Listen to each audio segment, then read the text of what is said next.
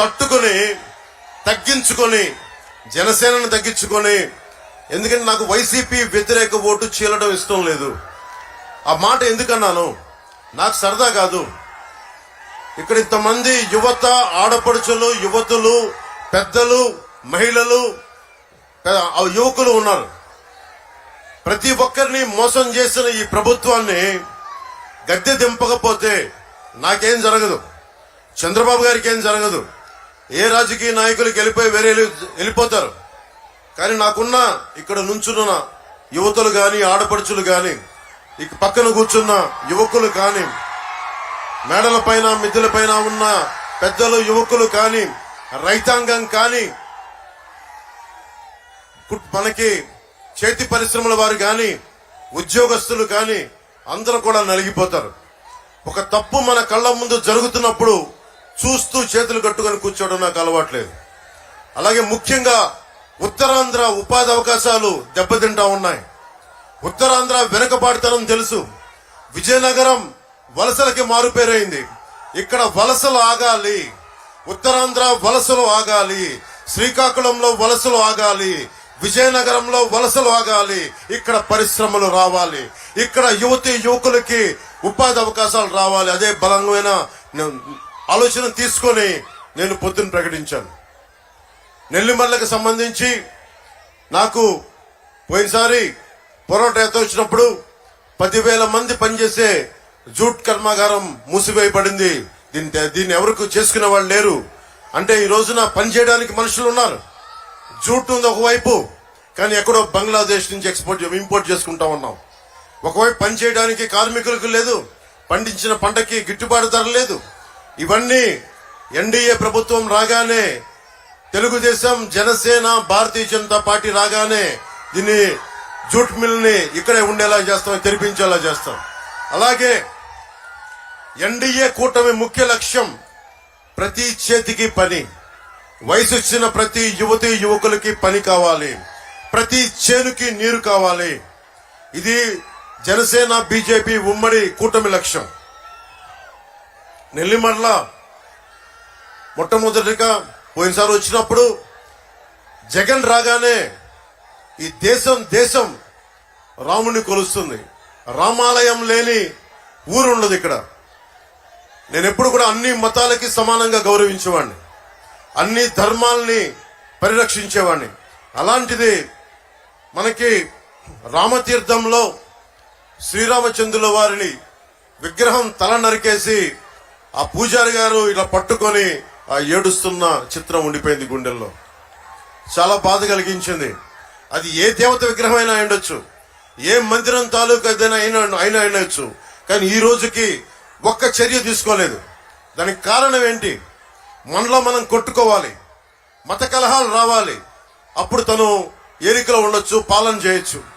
ఇది పోవాలి అంటే మనకి ముఖ్యంగా లా అండ్ ఆర్డర్ ని బలంగా చూసుకునే ప్రభుత్వాలు కావాలి. ఇన్ని దశాబ్దాల్లో ఏ రోజున కూడా తెలుగుదేశం ప్రభుత్వం పాలనలో ఉంది, ఉమ్మడి రాష్ట్రంలో, ఉమ్మడి ఏపీలో ఏ రోజు కూడా ఇలాంటి దుర్ఘటనలు 1 కాదు 2 కాదు 240 పైచిలకు దుర్ఘటనలు, దేవాలయాల మీద దాడులు జరిగినాయి. ఇది ఆపకపోతే మనలో మనం కొట్టుకునే పరిస్థితి. అపోహ, దొంగను పట్టుకోకపోతే నువ్వు చేశారా వాళ్ళు చేశారా అని చెప్పి మనలో మనం కొట్టుకునే పరిస్థితి. అందుకని ఎన్డీఏ ప్రభుత్వం బలమైన లా అండ్ ఆర్డర్ ని మీకు తీసుకొస్తుంది.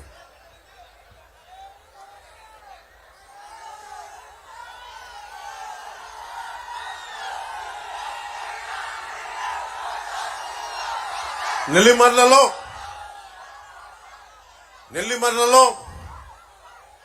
మనకి వైజాగ్ చాలా కీలకమైన స్థలం, ఇది చాలా కీలకమైన ప్రాంతం. మీకు తెలుసు ఋషికొండని ఎంత బోడిగుండు చేశారో. నెల్లిమర్ల కన్నీరు చూడగలిగే వాళ్ళకి అర్థమవుతా ఉంటది. భోగాపురం ఆనుకుని ఉన్న ఒక స్ట్రాటజిక్ లొకేషన్ నెల్లిమర్ల. ఆ నెల్లిమర్లకి ఎవరైనా సరే చూడండి, ఉత్తరాంధ్ర నుంచి వైసీపీ నాయకులు అందరూ ఎక్కడి నుంచి వచ్చినా సరే ఇక్కడ కూర్చొని ఉత్తరాంధ్రాన్ని దోపిడీ చేద్దాం, ఇక్కడ ప్రకృతి వనరులను దోచేద్దామన్న దృష్టితో ఉంటారు. ఇక్కడ స్థానికంగా ఒక్కరికి కూడా, ఇందాక మన బంగారాజు గారు చెప్పినట్టుగా స్థానికులకి నేల లేకుండా పోతా ఉంది. స్థానికులకి మనకు ఒక పొలం కొనుక్కోవాలంటే అందుబాటులో లేని పరిస్థితికి వచ్చింది. దీనికి ముఖ్యంగా వైఎస్ జగన్ చేసిన దోపిడీ, అడ్డగోలుగా వేలాది ఎకరాలు అడ్డగోలుగా కొనేసి రేపు పొద్దున మీకు ఇల్లు కట్టుకోవాలనుకున్న స్థలం దొరకని పరిస్థితి. ఈ నేలలో పుట్టి ఇక్కడ పెరిగి ఒక ఇల్లు కొనుక్కోవాలంటే మనకు లేని పరిస్థితి. ఇది మారాలి అంటే తెలుగుదేశం, జనసేన, భారతీయ జనతా పార్టీ కూటమి రావాలి.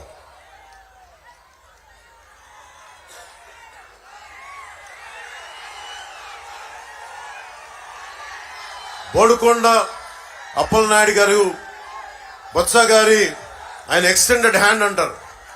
బొత్స గారు అక్కడ కూర్చొని ఇక్కడ చేయి చాపితే అది బోడుకొండ అప్పలనాయుడు గారు అవుతారు. ఈ 5 సంవత్సరాల్లో ఒక్క రోడ్డు కూడా వేయలా, ఒక్క అభివృద్ధి కార్యక్రమం చేయలా.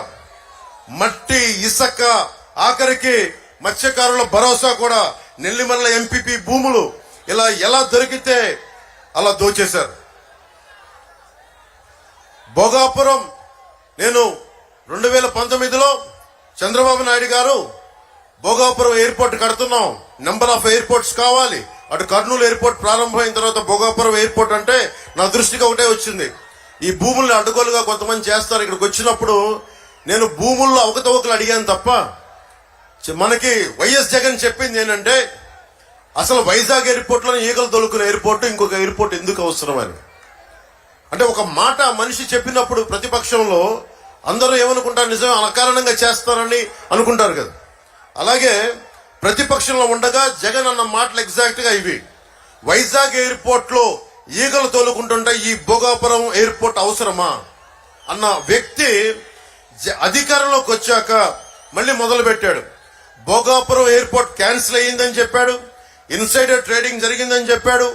భూములు ధరలు పడిపోయేలా చేసిన తర్వాత మళ్ళీ ఆ భూములు తన చేజిక్కించుకొని మళ్ళీ వాళ్ళందరి బినామీలు వచ్చి ఈ భూముల మీద పడ్డారు. అమ్మినోడి దగ్గర అమ్మినట్టుగా కొనేశారు, అమ్మని వాడి మీద దౌర్జన్యం చేశారు.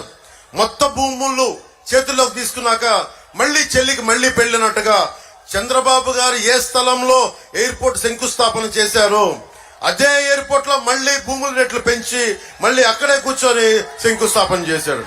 భూమి మిగలలేదు, డబ్బులు రాలేదు. ఇలాంటి ద్వంద్వ నీతి.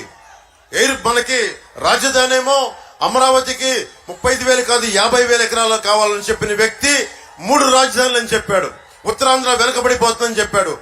ఎయిర్పోర్ట్ లో మనకి ఈ రోజుకి రాజధాని లేదు. ప్రతిపక్షంలో ఉండగా ఆ భూములు ఏమైపోయిన పోరాటం చేసి నటించాడు. ఇప్పుడు భూమి ఆ నిర్వాసితులు డబ్బులు 2 దోచేశారు. ఎయిర్పోర్ట్స్ అథారిటీ ఇండియాకి ఇవ్వాలి, ఎయిర్పోర్ట్స్ ఆఫ్ అథారిటీ ఆఫ్ ఇండియాకి ఇవ్వాలి అని అన్న వ్యక్తి జిఎంఆర్కి ఇచ్చేశారు. మళ్ళీ ఏదైతే చంద్రబాబు గారు జిఎంఆర్కి ఇచ్చారో మళ్ళీ అది తప్పని చెప్పి ఆ రోజు చెప్పిన వ్యక్తి, రివర్స్ టెండరింగ్ అని చెప్పిన వ్యక్తి మళ్ళీ ఈ రోజున అధికారంలోకి వచ్చి మళ్ళీ అదే జిఎంఆర్ సంస్థకి ఇచ్చాడు. ఇలా తలతిక్క పనులు ఏమంటామంటే నవనందులు చేసే పనులు అంటాం. మగధ రాజ్యంలో చాణక్యుడు, చంద్రగుప్తులు ఏలిన కాలంలో నవనందులనే ఉండేవాడు. నవనందులు ఏంటంటే తలతిక్క పనులు, హింస, దోపిడీ ఇవన్నీ చేసేవాళ్ళు. నవనందులకి కావాల్సింది ప్రజలు చాణక్య, చంద్రగుప్తుల్లా అవ్వాలి. మీరందరూ వ్యూహం వేయాలి, చంద్రగుప్తుల్లా పోరాటం చేయాలి. చేస్తే కానీ ఈ వైసీపీ నవనందుల్ని గద్దెకి దింపలేం. చాలా తక్కువ సమయం ఉంది మనకి. ఇన్ని సంవత్సరాలు బలంగా రోడ్ల మీద తిరిగాం, దెబ్బలు తిన్నాం, తిట్లు తిన్నాం, నానా మాటలు అనిపించుకున్నాం. ఎప్పుడు ఇంట్లో నుంచి బయటికి రాని మా ఇంటి ఆడపడుచులను కూడా తిట్టించుకున్నాం. అదంతా మీ భవిష్యత్తు కోసం మేము మాటలు పడ్డాం.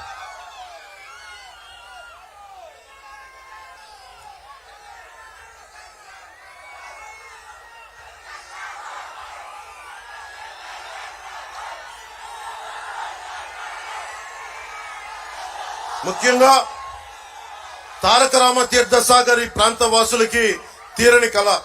నాకు పోరాట యాత్ర నుంచి చెప్తా ఉన్నారు. ఇందాక చంద్రబాబు గారు కూడా చెప్పారు. ఆయన శంకుస్థాపన ప్రారంభం చేస్తుంది. పూసపాటి రేగ భోగాపురం మండలాలకు సాగునీరు, తాగునీరు కోసం మొదలుపెట్టిన ఈ ప్రాజెక్టు ఈ ప్రభుత్వం వచ్చాక ఒక్కసారి కూడా ప్రాజెక్టు వైపు చూడలేదు. అది వాళ్ళ నాన్నగారి వారసత్వం అని చెప్పి సాక్షి టీవీలో ఆయన తల మీద డిజిటల్ పువ్వులు తప్ప ఆయన ముందుకు తీసుకెళ్తా ఉన్న ఈ తారక రామ తీర్థసాగర్ ప్రాజెక్ట్ ని పూర్తి చేయలేకపోయాడు. ఈ రోజు మేము మీకు అందరం మాటిస్తున్నాం, చంద్రబాబు గారి ముందు మాకు ఎన్డీఏ కూటమి తరపున మేమందరం మాటిస్తున్నాం, మనకి దాహం సాగునీరు తాగునీరు ఇచ్చే తారక రామ తీర్థసాగర్ ప్రాజెక్ట్ ని ఆగ మేఘాల మీద పూర్తి చేస్తాం.